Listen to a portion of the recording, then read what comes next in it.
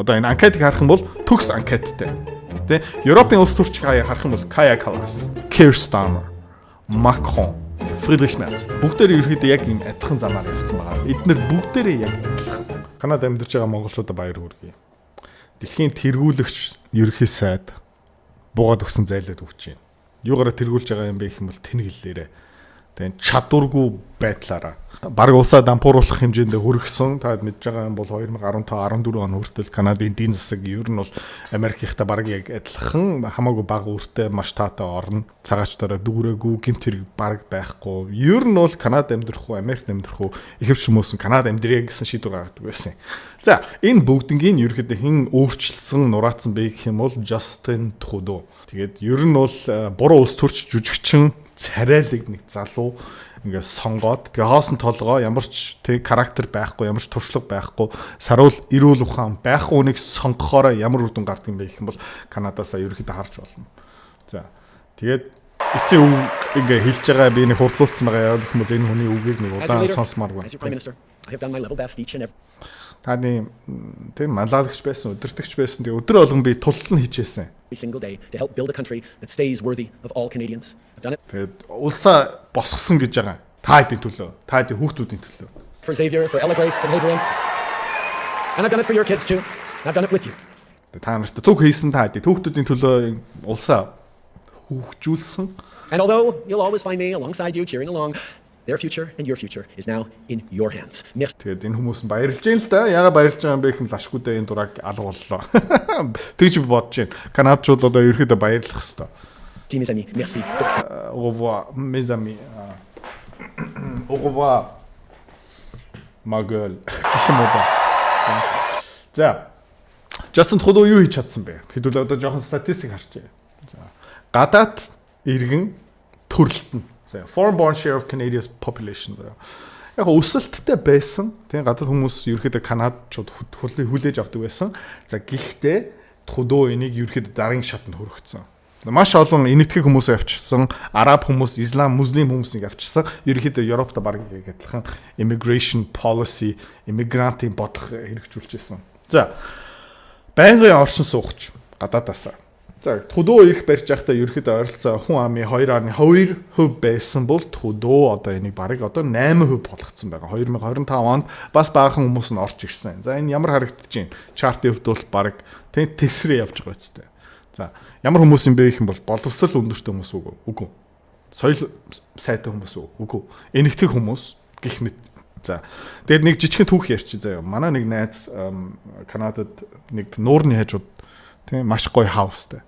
За тэр нуурын дотор юу идэг байсан бэ гэх юм бол заваар тийм жоохон аялдаг, тийм релакс хийдэг. Тэгээд хүүхдүүд найзуудтайгаа бас тийм дотор нэг сэлдэг байсан. За, сэлж чадхаа болцсон тэр нуурын дотор. Яагаад вэ гэх юм бол тэнд тийм энэгтгэгчүүд тийш очоод тэр нуурны ирэг дээр баадаг.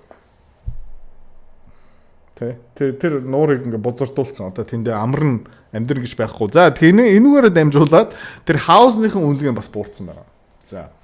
Та ингээ харж байгаа юм бол 1998 оноос ахуулаад энэ гэмт хэрэг заяа. Гэмт хэргийн одоо хэмжээ violent crime одоо хүчний хэрэг тэгээ non-violent crime одоо хулгай муулга та нэг харж байгаа юм бол өмнөх засгийн газар заяа. Консерватив нам маш сайн ажил хийсэн байгаа хэвээр 98 оноос ахуулаад ерөөхдөө гэмт хэрэг бараг 50%-аар буурсан. За тэгээд Justin Trudeau хизээ ирэх байрсан байх юм бол 2014-15 онд ирэх байрсан. За тэгээд энэ либерал нам ирэх байрсныхан дараа юу болж байна? Гэмт хэрэг зүгээр пуужинж байгаа гэсэн. Тэгээ энэ юутай холбоотой юм бэ гэх юм бол энэ хүмүүстэй байхгүй. Шүлтүргүү баахан муслим энэтхэг хүмүүсийг зүгээр ямар ч шүлтүргүү ингээ оруулаад ирэх юм бол яг ийм юм болно. За эдийн засгийн хувьд бол дотоодын нийт бүтээгдэхүүн хүн амаараа ингээ хуваачих юм бол Justin Trudeau яг энэ үеэр ингээ ирэх байрсныхан дараа ер нь Канада, Америкийн эдийн засаг баг зэрэгцээд явдаг байсан бол Trudeau энийг өөрчилж чадсан. Ковидын уналт нь илүү хурцтай ковидын уналтаас ахуулаад эдийн засгийн өсөөгөө дотоодын нийт бүтээгдэхүүн хүн амаараа хуваах юм бол одоо яг ард иргэдийн дундаж орлого нь заяа бүтээмж нь 2014 оноос хойш бараг өссөнгөө 2014 оноос ахуулаад хүмүүсийн амьдралын чанар субботник байсан. За иймэрхүү юм гайхалтай юм үүсгэж чадсан. 50,000 гаруй ном зарсан. Борлуулалтын хэмжээгээр 2.5 тэрбум. хувьцааны арилжаа хэдэн тэрбум, бондын арилжаа хэдэн зуун тэрбумын арилжааны арт ингэсэн. За, энэ чадвартай би төрсөн үү? Төрөөгүй. Энэ борлуулалт контент гэдэг юмыг би сураад авсан. Магадгүй чи өөрөө нэг бизнестэй, нэг өөрийнхөө бүтээгдэхүүнтэй нэг үйлчлэгээтэй. Юу дутж байгаа юм бэ гэх юм бол би таачи чанд борлуулалт дутж байгаа. За, чи яг миний энэ чадварыг эзэмшиж авмаар байгаа юм бол одоо сонсоно. Менторшип хөтөлбөрийг би гаргасан. Нэр нь юу юм бэ гэх юм бол борлуулалтын нууц. 500 гаруй хуудас контент, 100 гаруй видео хичээл, тэгээ онцгой юм юу юм бэ гэх юм бол 1000-аас илүү дасгалтай. За, энэ менторшип хөтөлбөрөөр дамжуулаад би чиний бизнесийн санаагаас авахуулаад анхны харилцагч контентээрээ дамжуулах хүртэл бүх юм орцсон байна. Дэлгэрүү мэдээл доор. За, амжилт нүрэхэд бэлэн байна уу? Дасгал хийх бэлэн байна уу? Борлуулалт хиймээр байна уу? Гэх юм бол доор линкэн дээрээ дараарай. За, одоо контент дээр өөрчлөлөө. За, тэгээ Justin Trudeau-г хэн оролж байгаа юм бэ гэх юм бол Justin Trudeau-тай айл хэдэн жил хамтарч ажиллаж байгаа зөвлөх нь одоо Justin Trudeau-гийн орлогч ерөнхий сайд болцсон байгаа. За, энэ жилдээ бас сонгуул болно. Тэгээд канадчууд тэнийг сонгох юм бэ гэх юм бол жоохон эргэлзээтэй харах хэрэгтэй. За, хэн оролцсон бэ гэх юм бол Mark Carney. За, Mark Carney хаана ажилтдаг юм бэ? Хаана илтгэл тавьдаг юм бэ гэх юм бол энэ дэлхийн эдийн засгийн чуулган. Klaus Schwab. Тэ. Одоо Европын улс төрчтэй бүгдээр энэ дэлхийн эдийн засгийн чуулган дээр ингээ очдог. Тэгээ дэлхийн эдийн засгийн чуулганаас бараг тушаал авдаг гэх юм уу да. Тэ. Нөгөө эрчим хүчний бодлого, байгаль орчны бодлого, эдийн засгийн бодлого, за хамгийн гол нь энэ цагаачдын бодлого. Тэ. Энэ дэлхийн эдийн засгийн чуулган юу хийж байгаа юм бэ гэх юм бол хүмүүсийг тулталн оруулаад ир тэг газ нефт олборлож болохгүй шүү, эдийн засгийн өсөлт дэмий татвар өндөр тавих хэрэгтэй шүү. Ерөнхийдөө жоохон социалист, коммунист, марксист бодлоготой газар. Тэгээд энэ Mark Carney яг ер нь бол төгс энэ дэлхийн эдийн засгийн чуулганы бооны нохоо. За, Mark Carney helping Justin Trudeau craft economic recovery plan to pull Canada out of recession. За, ковидын үеэр ер нь бол бүх эдийн засгууд хүнд цохилт авсан, Канад бүр солиороод тий ер нь бол хамгийн хатуу хориг тавьсан, хамгийн их вакцинжуулсан гих мэдэршин. За, тэгээ энэ хүн Төв банкт ажилладаг байсан. Хэрнээ Английн Төв банкны ер нь ерөнхийлөгч ажилласан. Айгуу сонирн байгаа зү тий. Ер нь энэ хүн Канад хүн юм уу, Англи хүн юм уу гэх юм бол сонирхолтой. 3 паспорттой. За яа. Айгуу сонирн бодоо үзтээ 3 паспорттой хүн одоо Канада улсын ерөнхий сайд нь болж байгаа. За, тэгээ энэ хүн 2020 оноос Justin Trudeau-гийн зөвлөх болсон. За, ажлын үр дүнгийн хэдүүлээ харцгаая. За, энэ үедээ ингээд зөвлөд эхэлсэн. Энэ юу үзүүлж байгаа юм бэ гэвэл заяа. Federal government debt charges. Ерөнхийдөө засгийн газрын өрийн хэмжээ цэнхэрнэ. Пожентсан. За. Окей. За, тэгээд ерөнхийдөө хүүгийн зардлага тий өрөндөө хүү төлөх ёстой шүү дээ. Тэгээ Канад улс тий төсвийн орлогоороо хэр их мөнгө өрөндөө явуулж байгаа юм бэ гэх юм бол эндээс харж болно заяа. Тэгээ өмнө нь бол 6 мургаахан хувь байсан бол одоо хүүгийн төвшин бага байсан. Засгийн газрын өрн бас бага байсан. За, Justin Trudeau зөвлөлтөд юу исэн бэ гэх юм бол баахан мөнгө хэвсэн, баахан үр тавьсан. Тэгээд өмнө нь бол төсвийн орлогын 6% хүүний зардал болдог байсан бол одоо ерөөхдөө бараг 11, 12% руу хүрч байгаа. За, Mark Carney ямар төрлийн хүн юм бэ гэх юм бол та энд харж болно. Тэ Brexit-ийн эсрэг зогсож исэн. Юу гэсэн үг юм бэ гэх юм бол Англи улсад амьдарч байгаа, Их Британд амьдарч байгаа хүмүүс ард түмэн юу сонгосон бэ гэх юм бол Европын холбооноос гарья одоо ард түмний сонголт. За, тэгээ энэ ард түмний сонголтыг эсэргүүцж хийсэн. За, энэ дэлхийн эдийн засгийн чуулган за нэмээд хэлээ энэ Harvard сургууль төгссөн. За, энэ Harvard сургууль төгссөн хүмүүс шүү. За, би тэгээ өмнөх контент дээр хэлж ирсэн. Энэ хүмүүс өөрийнхөө юу гэж боддог юм бэ гэх юм бол ард түмэн юу ч мэдэхгүй. Би илүү сайн мэднэ. Миний хан дээр юу байгаа юм бэ гэх юм бол Harvard-ийн диплом надад байгаа учраас энэ хар мас тэнэг малууд ард түмэн өөрөө шийдвэр гаргаж чадахгүй. Тийм учраас бид нар шийдвэр гаргана. За, ийм хүмүүс ирэх барих юм бол ард түмний эсрэг юм шийдвэрээ үргэлж гаргадаг. Жүжиг тоглолдог. Окей. Гэл тэ. Тэгээд Нүүбийн төлөөлөгч байсан, Төв банкны ажилтан, Harvard University нэмээд дэлхийн эдийн засгийн чуулган. Ерөнхийдөө төгс эдийн засаг ард иргэдийн эсрэг ажилтдаг хүн. Одоо энэ анкетыг харах юм бол төгс анкеттай. Тэ. Европын улс төрчийг харах юм бол Kaja Kallas, Keir Starmer, Macron. Friedrich Merz. Бүгдээрээ ерөөхдөө яг ийм адилхан замаар явцсан байгаа. Эднэр бүгдээрээ яг адилхан. Тийм учраас та хэд бас ингээд боломжтой байгаа заяа. Harvard сургууль гих мэт шин дэлхийн эдийн засгийн чуулган муулганаараа ингээд дамжсан Монгол улс төрч байлаа гэж бодоход яг энэ тулуу энэ хүн шиг адилхан үйлдэл гарах магадaltaй. Монгол хүн биш болж байгаа. Тэ тэд нэр өөрийнхөө юу гэж боддгийг бэ гэх юм бол би олон улсын иргэн. Окей? Би олон улсын иргэн. Тийм учраас олон улсын иргэн болохоор тэрний дагуу шийдвэрээ гаргана. Тэгээ Монгол улсын иргэн угаасаа хармаас угаасаа юу ч мэдэхгүй өндөр боловсрол байхгүй, над шиг Harvard-ын диплом байхгүй, над шиг дэлхийн эдийн засгийн чуулганд урилга авдаггүй. Тийм учраас энэ хармаас шийдвэр хамаагүй би илүү сайн мэднэ. Ерхэд эднэр бүгдээр юугаар ямар өвчин туссан бэ гэх юм бол би мэднэ гэсэн өвчин туссан байгаа. За тэгээ энэ би мэднэ гэсэн өвчин туссан хүмүүс юу хийдэг юм бэ гэх юм бол харцгаая. За энэ засгийн газрын төсвийн алдагдлал. Тулуу засгийн газраа хүлээж авахдаа Канада улсын тийм төсөв бараг тэнцвэртэй байсан шүү. 1 тэрбум Канада долларын төсвийн алдагдлалтай байсан. За Монгол улсын төсвийн алдагдлаасаа бага. Окей? Ойлгож байна уу? Монгол улсын төсвийн алдагдлаас бага байсан. За тулуу ирэх байрсныхаа дараа юу исэн бэ гэх юм бол үр тавьсан мөнгө хэвсэн. Энэ социалист энийг хардаа 19 тэрбум, 14 тэрбум, 39 тэрбум, 300 тэрбум, 90 тэрбум, 35 тэрбум, 40 тэрбум, 61 тэрбум мөнгө хэвлэж байгаа. За тэгээд Канада амьдарч байгаа хүмүүс комент үлдээгээрээ өнгөрсөн 8 10 жилийн хугацаанд та амьдралын чанар дээшсэн үү? Инфляц ямар байсан бэ? За тэгээд инфляц үүсгдэг, ард түмний амьдралыг ингээд доош нь олгодог, зовлонгийг нэмдэг, 10 жил субботныг хийлгдэг улс төрчид ямар хүмүүс юм бэ гэх юм бол яг энэ Mark Carney, Justin Trudeauтай адилхан хүмүүс. За тэгээд үгийн сонсцгоо. These are dark days. Ямар vibe өгч байна? These are dark days. Шийдэмтгий хүн байна уу? Үгүй ээ. Зүгээр ингээд чек хийдэг хүн байхгүй. Энэ аппаратчик гэдэг нь шүү дээ Оросууд. Тэ аппаратчик гэхгүй.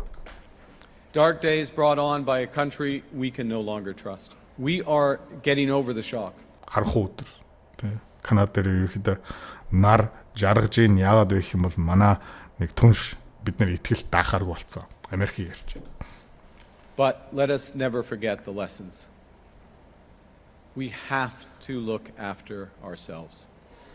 And Өөрийгөө л сайн харах хэрэгтэй. За тэгээ Mark Carney ямар эдийн засгийн бодлого явуулах юм бэ гэх юм бол энэ Bloomberg-ийн нэг илтгэлээсээ харж байна. Skepticism about ESG labels or sustainable labels, and that again is one of the reasons we're having this ruthless, relentless focus on net zero because Бид нар бол өстой тэр чигтээ net zero дээр төвлөрж байгаа. ESG бас environment, social and governance. Энэ юу гэсэн юм бэ гэх юм бол тэр LGBTQ-ийн дотор орсон байгаа, gender эрх тэгшийн байдал орсон байгаа, нийгмийн орсон байгаа, representation орсон байгаа, тэгээ зөв засаглал орсон байгаа. Тэгээ яг эсрэг юм байхгүй. Жохон расист юм орж байгаа, жохон социалист юм орж байгаа, татвар нэмэгдсэн бодлого орж байгаа. За тэгээд хамгийн аюултай юм юу юм бэ гэх юм бол net zero. Net zero юу гэсэн үг юм бэ гэх юм бол Канада улс ер нь хаашаа явах ёстой юм бэ гэх юм бол тэр carbon emissions нүрс шатаан, газ нефт шатаан юу ялгардаг юм бэ гэх юм бол carbon dioxide ялгардаг байхгүй юу. За тэгэхээр энийг зогсоох ёстой, 0 болох ёстой. Тэгээ сонирхолтой юм яг юу юм бэ гэх юм бол Канадын эдийн засгийн нуруу яг юу юм бэ? Газ нефтний олборлолт тэрийг хаашаа зардаг юм бэ гэх юм бол Америк руу зардаг. Дэлхийн номер 2 юм 3 байрт орж байгаа. Юугаар орж байгаа юм бэ гэх юм бол газрын тэр газ нефтний нөөцөөр орж байгаа. Хэр нэ? Justin Trudeau-гийн засгийн газар өнгөрсөн 10 жилийн хугацаанд юу хийсэн бэ гэх юм бол тэр олборлтыг ерөөхдөө дэмжээгүй, татварыг нэмсэн. Хайгуулгын ажил, уул уурхай, газ нефтний, газны хоолой, тээвэрлэлт, олборлолт бүгдэн дээр шавар хаасан. Төсөөлөө үзчих заяа. Монгол улс нэг Harvard төгссөн дэлхийн эдийн засгийн чуулгандаар ингээд олон жил дамжсан олон улсын иргэн Монголоо ингээд ирэх бариад тэгээд юу ярих юм бэ гэх юм бол net zero яриад эхлэн заяа. Carbon тэ нүрс бензин болохгүй. Тэгээд Монгол улс юу хориглох юм бэ гэх юм бол эсвэл зогсоочих юм уу царцаачих юм бэ гэх юм бол нүрсний олборлолт. Манай улс юугаар амьдэрдэг юм бэ гэх юм бол нүрс газрын баялагаараа ерөөхдөө амьдраа явж байгаа шүү дээ. За тэгсэн чинь Канадын улс эдийн засгийг ер нь жоохон төстэй. Тэгээ энэ ерхий сайд нь юу хийсэн бэ гэвэл тэг газ нефтний олборлолтын эсрэг заяа. Монголдо нүрсний эсрэг нэг ерхий сайд ерхийлэгч гараад ирнэ гэж боддоо. Тийм мэдрэл муутай хүмүүс канадчууд сонгоцсон байгаа байхгүй юу? Тэгэхээр энэ улс орчин буруу юм уу, ард түмний буруу юм уу гэх юм бол бас ард түмэн тэнэгдэж өгсөн байхгүй юу? Ямар амар тансаг амьдарч ирсэн бэ те? Энэ төсвийн алт гэрлэл нь буурж гин те? Хүүгийн төвшин буурж гин, зээл нь илүү хямдхан болж гин, бараг тэнцвэртэй төсвөртэй байсан. Ер нь бол канадчууд диважн амьдарч байгаа. Тэгсэн хэрэг тэргээ мэдрээгүй. 2016 онд. Тэгээ тэнийг багцсан. Энэ консерватив, Republican тэ хүний эрх, эдийн засаг чөлөөтэй байх ёстой. Тэ хувийн хөвшилтэд нэг оролдох хэрэггүй. Таата нөхцөл үүсгэн байгуулъя. Тэгээ хүмүүс хүснээр гэсэн засгийн газартай байсан байхгүй. Тэгээ мөнгө хэвлэж болохгүй, татвар нэмэхгүй тэ хүмүүс эрх чөлөө, эдийн засгийн эрх чөлөө дэмждэг байсан хүмүүс энэ улсыг удирдаад маш зөв удирдаа явж исэн байхгүй. Канад ард иргэдэд диважн амьдарч исэн хэрнээ. Тэгээ амар сонио ийм хүнийг сонгочдөг. Тэ жаргал нь ихтсэн байсан юм уу хаашаа. За тэгээ одоо нэг аюултай юм болж байгаа. Тэгээ Трамп бас энэ дээр буруутж байгаа. Юу юм бэ гэх юм бол одоо Канада улс Justin Trudeau ингээд алгадаад бүр ингээ ойлуулж байгаа шүү дээ. Камерын урд ингээ бүр Trudeau сүлд ингээ ойлоод явж байгаа. Тэгээ юу болж байна гэх юм бол энүүгээрээ дамжуулаад Justin Trudeau-гийн намынхан оноон дээшлээд байгаа. Харамсалтай. Ерөнхийдөө хогийн цэглүү ингээд явж исэн. Одоо энэ улаан Liberal Party of Canada тий либералчууд ерөнхийдөө ингээд ер нь буурж исэн хэрнээ Donald Trump алгадаад ирсэн чи эдний оноо өсөд ах юм. За тэгээ Pierre Poilievre ерөнхийдөө консерватив хүн тий буцаагаад Канадын эдийн засгийг аягүй хурдан засах боломжтой чадвартай хүний намынхан оноо нь буурж ийн харамсалтай. Маш харамсалтай. За тэгээд Канада амьдарч байгаа монголчууд паспортоо сольсон давхар иргэншилтэй гих мэдчнэ хүмүүс тий одоо удахгүй Канада улсад сонгуул болно. Бити тэнхтэрээ за удахгүй энэ оны 10 сард сонгуул болно. Тэгээд зүү хүний сонгооноо Pierre сонгоорой. Бити энэ дэлхийн эдийн засгийн чуулган Harvard төгссөн олон улсын худлаа иргэн сонгоорой. За Монголын ирээдүйн сонгуул дээр ерөөхдөө яг адилхан дүрмийг баримтчлах ёстой шүү. За засгийн газрын оролцоо багасгах ёстой, татвар буурах ёстой, хүмүүс чөлөөтэй эдийн засгаа ингээ хөгжүүлэх ёстой, хүмүүс өөрийнхөө компани удирдах ёстой, хүмүүсийн орлого хүмүүс их байх ёстой, нүрс, газ, нефть, хоол хамаагүй олборлолт явах ёстой, эрчим хүчний өвтөг байх ёстой, бага байх ёстой.